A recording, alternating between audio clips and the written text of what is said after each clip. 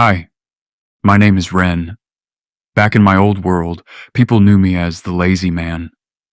I spent my days in a dark room, staring at the ceiling, paralyzed by a heavy weight in my chest.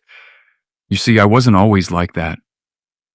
I had a happy family, a father, a mother, and a little sister who was the light of my life. But one vacation changed everything. My sister begged to sit in the front seat. I gave it to her. Then, the crash happened. I was the only survivor. I blamed myself so much I stopped living. I didn't go to college, I didn't go outside.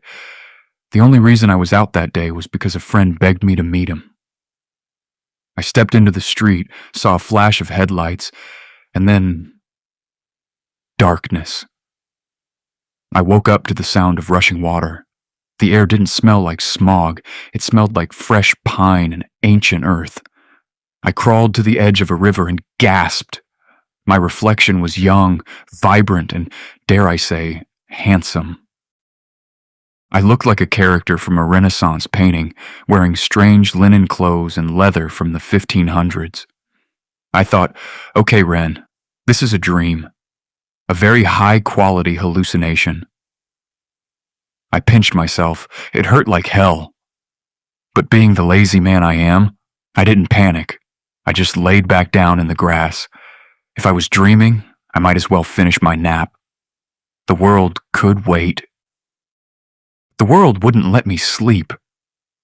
A loud voice startled me, a boy my age named Hero. He was shouting at me, calling me a brat for running away after a fight with my mom. I looked at him like he was a blank page. I told him, "Look, I need to go back. My favorite show is starting."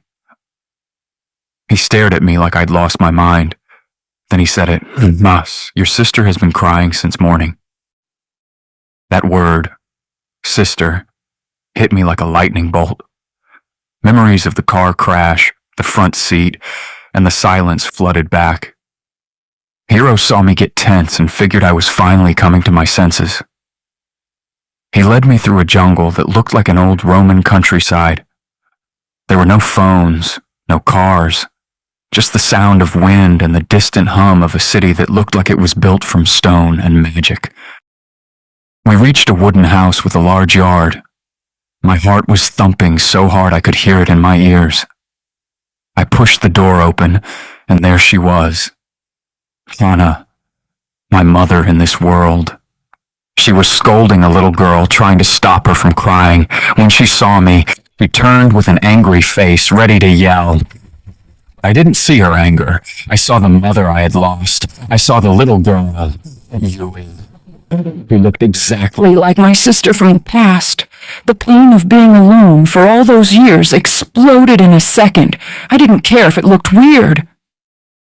I lunged forward and grabbed Hana in a crushing hug, sobbing so loudly it shook my entire body.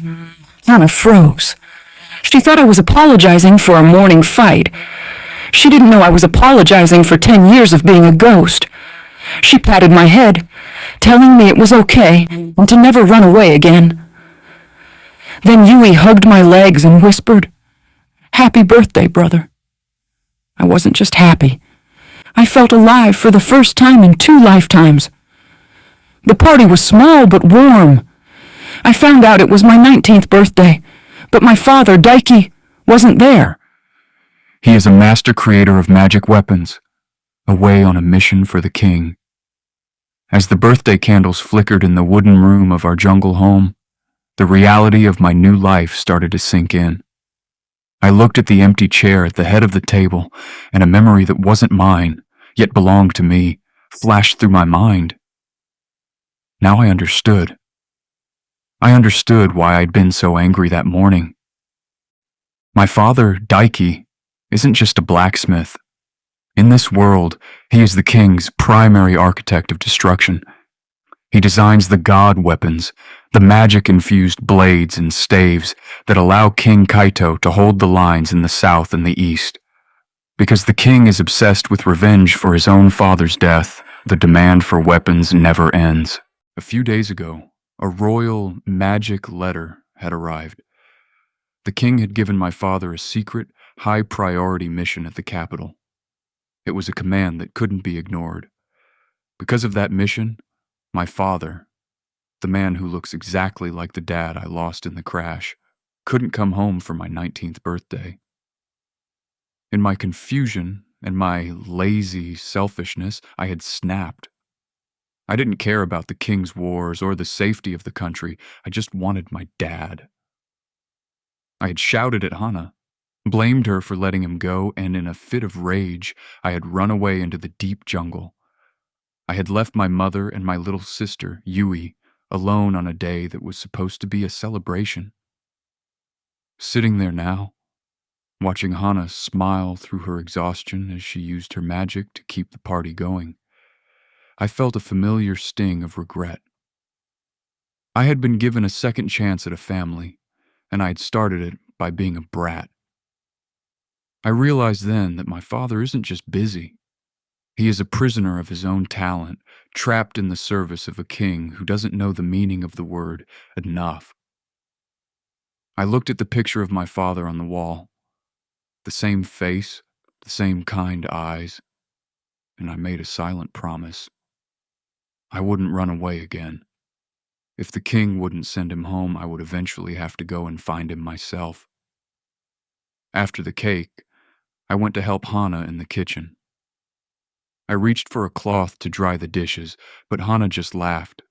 She whispered a spell, and the water rose like a shimmering snake, cleaning everything in seconds. My jaw hit the floor. This world is powered by magic. There are no machines, only magic sticks, magic medicine, and letters that fly through the air like glowing birds. I asked Hana if I could do it too. She smiled sadly and said, "Maybe your power will come tomorrow." But Hiro laughed. He's had fire magic since he was 5. I'm 19 and I have 0 mana. In a world of miracles, I'm just a man who cuts wood with a physical axe. Days passed. I spent them cutting wood and learning the rules of this land. Our king, Kaito, is only 25. He took the throne after his father was murdered, and now he is obsessed with revenge. He is fighting 2 massive wars, one in the south and one in the east. But despite the wars, the people are happy because Kaito is a brilliant ruler who takes care of his citizens. He uses my father's weapons to keep the country powerful. One afternoon, a soldier in polished metal armor arrived. "The king invites your family to the Golden Mansion," he announced. We were thrilled. I was finally going to see my father. We traveled to the capital, and my eyes nearly melted. The palace wasn't just big, it was plated in solid gold. We walked through hallways of gemstone and marble, approaching the throne where Kaito sat. He looked like a kind, perfect king, but his voice was as cold as a grave. He welcomed us, then said the words I'll never forget. "I have invited your father to join us." I looked toward the door, expecting a hero. Instead, I saw a nightmare. My father, Daiki, was dragged in by guards, bound in heavy metal chains. He was weak, bruised, and broken. I felt a heat in my chest I hadn't felt since the car crash. I screamed at the king, demanding to know what he had done. Kaito didn't blink. He just looked at us with those cold eyes and said, "Your father is a traitor, and his punishment begins with his family." My birthday was over. The war for my family's life had just begun. Screen glows bright, let's start the game now. Leaving all my boring days now. Got that ticket for a new world with a crazy, awesome storyline. Let's